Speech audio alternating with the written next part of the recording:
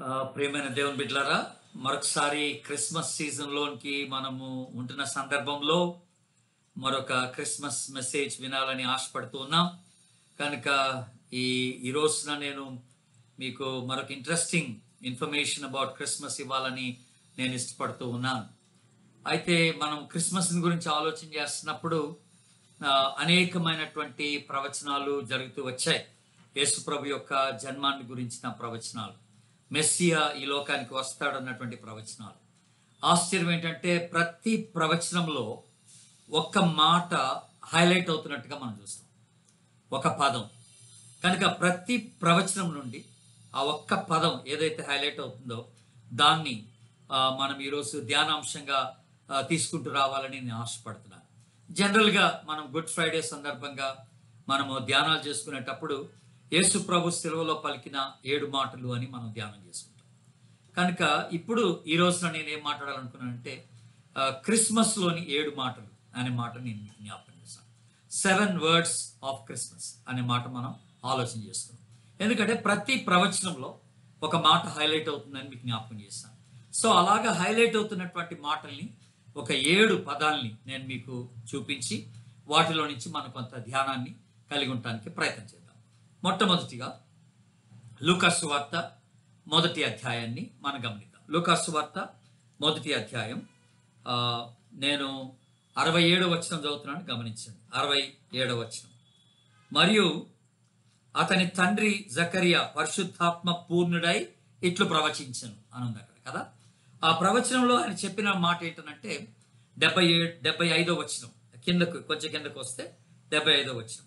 తన సేవకుడైన దావీదు వంశమునందు మన కొరకు రక్షణ శృంగమును, అనగా అక్కడ మళ్ళీ ఎక్స్ప్లెనేషన్, మన శత్రువుల నుండి మనలను ద్వేషించు వారి అందరి చేతుల నుండి తప్పించి రక్షణ కలుగ చేసను అనే మాట మనం చూస్తాం.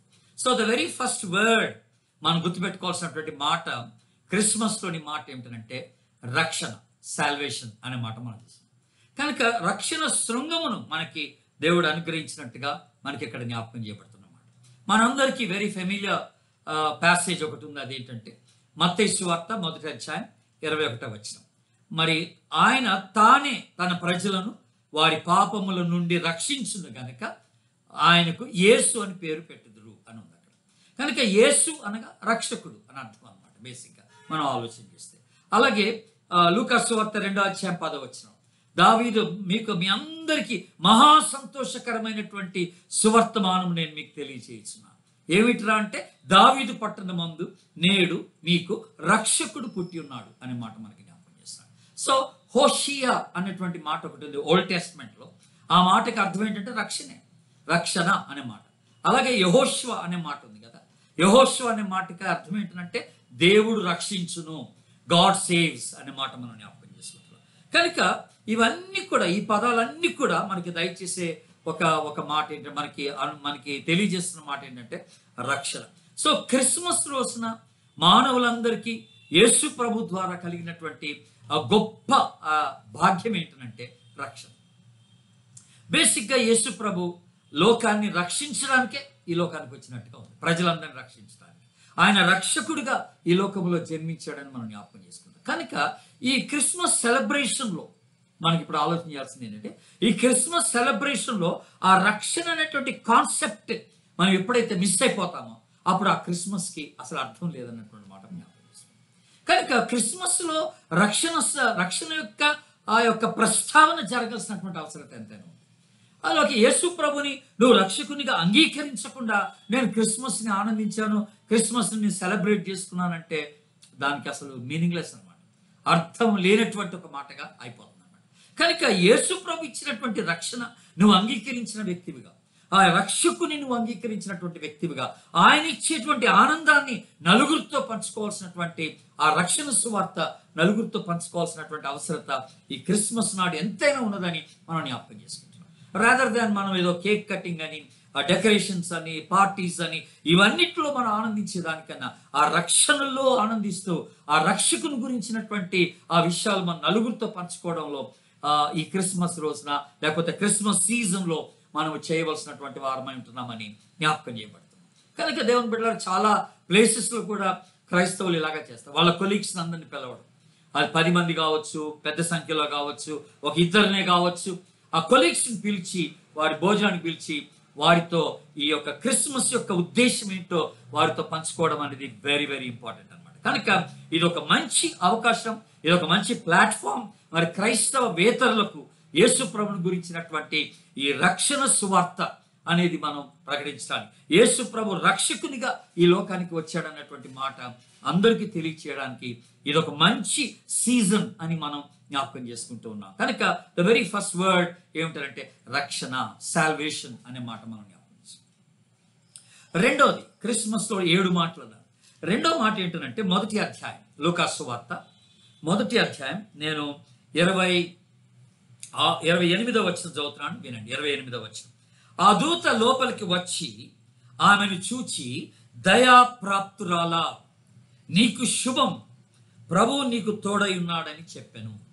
వెరీ బ్యూటిఫుల్ మాట. దయాప్రాప్తురాలా అని అంటే అర్థం ఏంటంటే నువ్వు దయను పొందుకోవడానికి ప్రాప్తిరాలవు అని అంటున్నాడు అనమాట.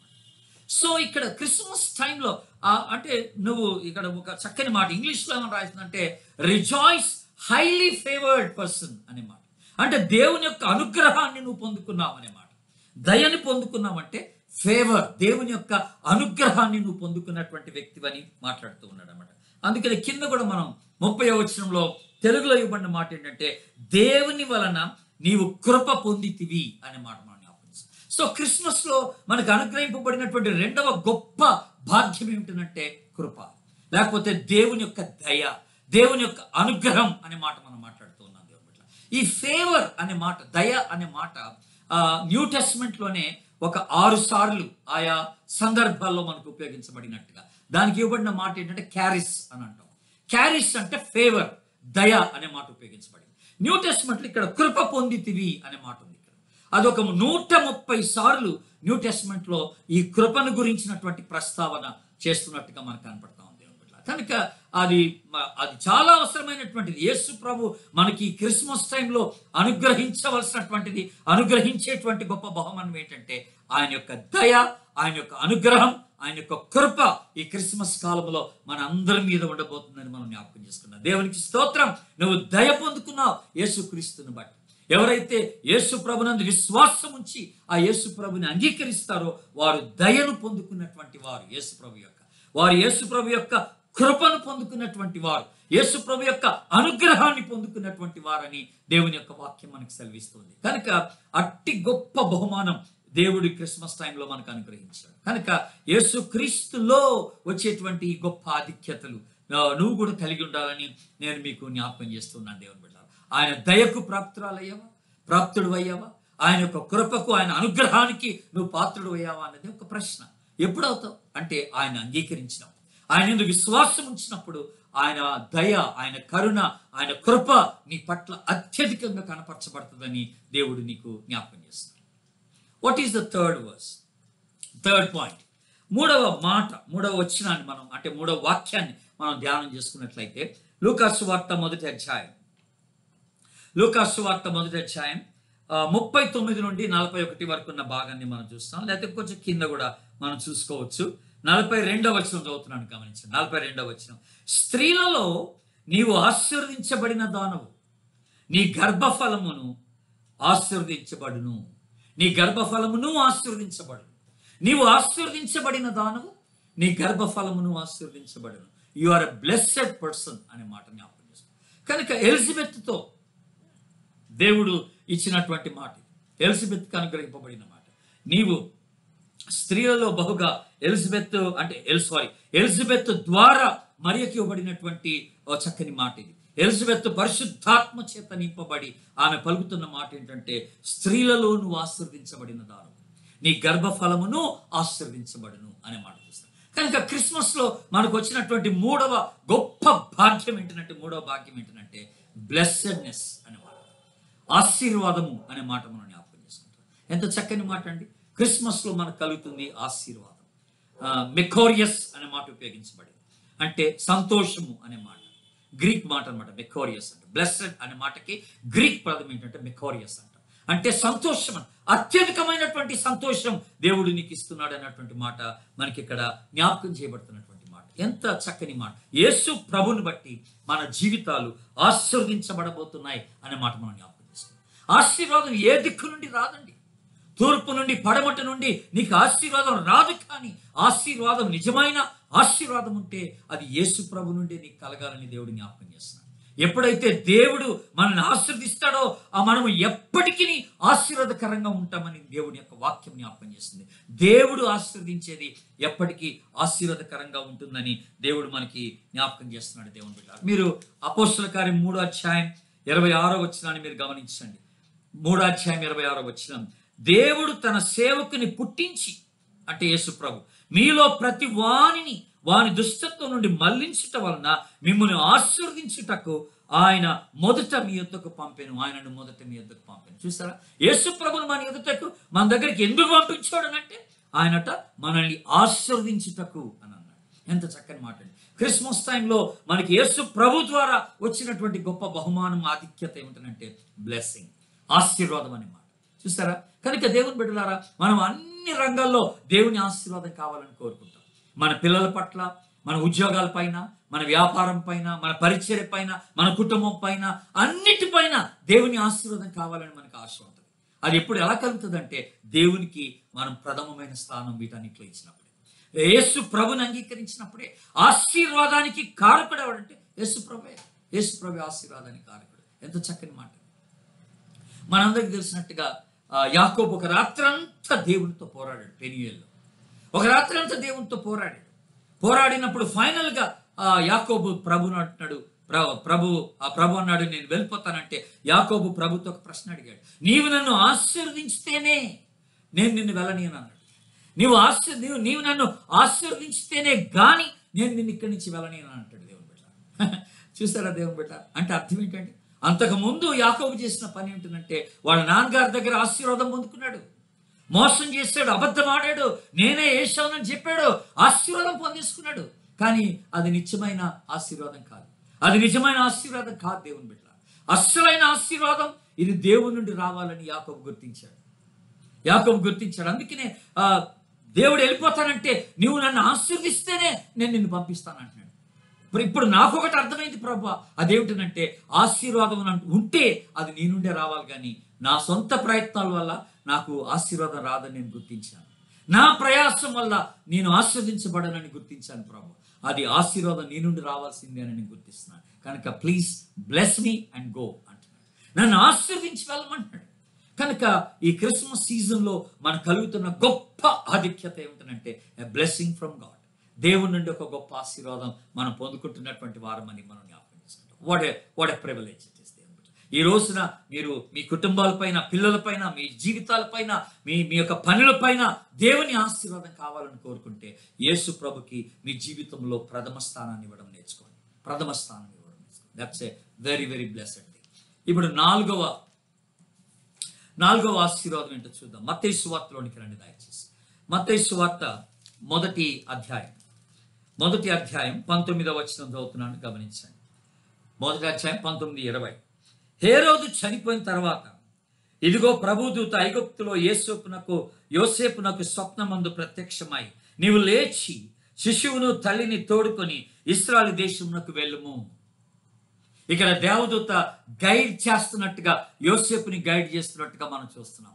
అలాగే 2వ అధ్యాయానికి రండి దయచేసి. అదే 2వ అధ్యాయం 13వ వచనం చదువుతున్నాను, గమనించండి. 13వ వచనం ఇందాక నేను చదివింది కూడా 2వ అధ్యాయం 19వ వచనం. 2వ అధ్యాయం 19వ వచనం చదివాను. ఇప్పుడు 2వ అధ్యాయం 13వ వచనం చదువుతున్నాను, గమనించండి. 2వ అధ్యాయం 13వ వచనం. వారు వెళ్ళిన తర్వాత ఇదిగో ప్రభుదూత స్వప్నమందు యోసేపునకు ప్రత్యక్షమై హేరోదు ఆ శిశువును సంహరింపవలనని ఆయనను వెదకబోచున్నాడు గనక నీవు లేచి ఆ శిశువును ఆ తల్లిని వెంట పెట్టుకుని ఐగుప్తునకు పారిపోము అని అంటున్నాడు. ఆ తర్వాత మళ్ళీ అదే అధ్యాయం 22, 23లో మనం చూస్తే అక్కడి నుంచి మళ్ళీ వెళ్ళి ఎక్కడికి వెళ్ళమంటాడంటే నువ్వు నజరేతను ఊరికి వెళ్ళమని అక్కడ వాళ్ళకి ఇన్స్ట్రక్షన్ ఇవ్వబడ్డట్టుగా మనం చూస్తూ ఉన్నాం. ఎందుకు ఈ లేఖన భాగాలన్నీ మీకు ఇక్కడ చూపిస్తున్నాను? ఇక్కడ ఏమిటంటే నడిపింపు అనేది ఒకటి మనం గమనిస్తాం. యేసు ప్రభు పుట్టడం ద్వారా తన ప్రజలకు ఒక నడిపింపు అనేది ఇవ్వబడినట్టుగా మనం చూస్తాం. ఎ గైడెన్స్ అన్నమాట. Guidance from the holy spirit, guidance from the angel of God. పరిశుద్ధాత్మ ద్వారా, దేవుని దూతల ద్వారా ఇక్కడ యోసేపు నడిపించబడుతున్నట్టుగా మనం గమనిస్తున్నాం. దేవుని బిడ్డలారా, యేసు ప్రభు క్రిస్మస్లో మనకు అనుగ్రహించాలనుకున్నటువంటి గొప్ప బహుమానం ఏంటంటే ఆయన యొక్క నడిపింపే. We need guidance in our life. మన జీవితంలో ప్రతి విషయంలో దేవుని యొక్క నడిపింపు మనకి ఎంతైనా కావాలి. నడిపింపు అంటే అర్థం ఏంటి? ఆయన జ్ఞానం, సరైన నిర్ణయాలు తీసుకోవడానికి తగిన జ్ఞానం, ఏ పని చేయాలా, ఏ పని చేయకూడదు, ఎక్కడికి వెళ్ళాలా, ఎక్కడికి వెళ్ళకూడదు, ఏ నిర్ణయం తీసుకోవాలా, ఏది తీసుకోకూడదు, ఆ నడిపింపు చాలా అవసరం మనకి. Every step of our life we need God's guidance. మన జీవితంలో వేసే ప్రతి అడుగులో దేవుని యొక్క నడిపింపు కావాలని మనం కోరుకుంటూ ఉన్నాం. అందుకని ప్రభు మనతో ఉండి నడవాలని ఇష్టపడుతూ ఉన్నాడు క్రిస్మస్ టైంలో. ఈ క్రిస్మస్లో మనకు అనుగ్రహింపబడిన గొప్ప ఆశీర్వాదం అంటే ఇమ్మానుయేలు దేవుడు మనతో ఉండుట ప్లస్ మనల్ని నడిపించుట. ఆయన ఆత్మ ద్వారా మనల్ని నడిపించడానికి ఆయన ఇష్టపడతాడు. ఆయన మన ముందుండి నడిపిస్తాడు, మన వెనకుండి నడిపిస్తాడు, మనల్ని ఆవరించి నడిపిస్తాడు. ఆయన యొక్క సన్నిధి మనతో ఉంటుందని మనం జ్ఞాపకం చేసుకుంటాం. కనుక దేవుని బిడ్డారా, it's a great blessing Christmas టైంలో. నిజంగా నీ జీవితంలో ఈ నడిపింపు కావాలని నువ్వు కోరితే యేసు ప్రభుకి నీ జీవితంలో ఒక స్థానం ఇవ్వాలి. ఆయన నడిపింపుకి నువ్వు అప్పగించుకోవాలి. ఆయన యొక్క చిత్తానికి అప్పగించుకోవాలి. ఆయన ఎక్కడికి తీసుకెళ్తే అక్కడికి వెళ్ళడానికి ఇష్టపడాలి. ఆయన ఎక్కడికి వెళ్ళమంటే అక్కడికి వెళ్ళడానికి, ఎక్కడ ఉండమంటే అక్కడ ఉండడానికి నువ్వు ఇష్టపడాలి. ఆయన నడిపింపులో ఆశీర్వాదం ఉంది, ఆయన నడిపింపులో భద్రత ఉంది, ఆయన నడిపింపులో ఆనందం ఉందని మాట నువ్వు జ్ఞాపకం చేసుకో. ఆయన నడిపింపులో గొప్ప సంతోషం ఉందని మనం జ్ఞాపకం చేసుకుంటాం. కనుక ఇది 4వ పాయింట్గా మనం జ్ఞాపకం చేస్తాం. 4వ మాట నడిపింపు అనే మాట. ఇప్పుడు 5వది 2వ అధ్యాయం లూకాసు వార్తలోకి రండి. మనందరికీ తెలిసిన మరొక ఫెమిలియర్ వచనం క్రిస్మస్ సందర్భంలో మనం వాడుకునేటువంటి వచనం ఏమిటనంట, ఇదిగో 10వ వచనం, 2వ అధ్యాయం 10వ వచనం. అయితే ఆ దూత, భయపడుకుడి, ఇదిగో ప్రజలందరికీ కలగబో మహా సంతోషకరమైనటువంటి సువర్తమానము నేను మీకు తెలియచేయుచున్నాను. ఎంత చక్కని మాట! సంతోషకరమైనటువంటి సువర్తమానం. క్రిస్మస్లో దేవుడు మనకు అనుగ్రహిస్తున్నటువంటి గొప్ప భాగ్యం ఏంటంటే సంతోషం, ఎ జాయ్, ఇటర్నల్ జాయ్. యేసు ప్రభుని కలిగి ఉండటం వల్ల వచ్చేటువంటి ఆనందం ఇంత అంత కాదు. దేవుని ప్రజలు అనుకుంటారు ఈ లోకంలో అనేకమైనటువంటి యాక్టివిటీస్లో, ఆ యొక్క పార్టీస్ కానీ, డ్రింకింగ్ కానీ, డాన్సింగ్ కానీ, సినిమాలు కానీ, వీటిలో గొప్ప ఆనందం ఉందని ప్రజలు అనుకుంటూ ఉంటారు. కానీ యేసు ప్రభు ఇచ్చేటువంటి ఆనందానికి అది ఎక్కడ సరితూగదని మనం జ్ఞాపకం చేసుకుంటాం. ప్రభు మనకిచ్చే ఆనందం అది బయట నుండి వచ్చేది కాదండి. అది ఇంటర్నల్ జాయ్, అది ఇటర్నల్ జాయ్, అది కేవలం ఆంతరంగికమైనది కాదు, అది నిత్యమైనటువంటి ఆనందం అని మనం జ్ఞాపకం చేసుకుంటాం. పరిస్థితులను బట్టి వచ్చేది కాదు.